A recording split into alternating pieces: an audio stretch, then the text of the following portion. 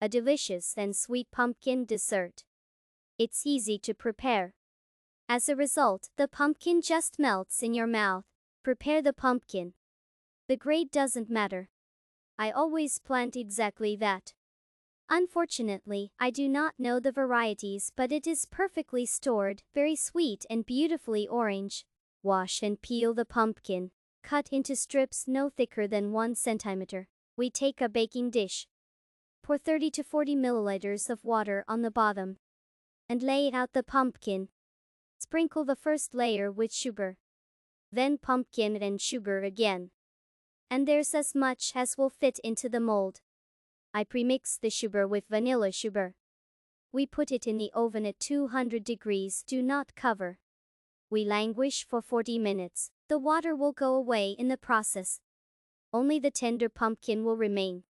Cool it down. You can serve it without anything, it is very sweet and delicious.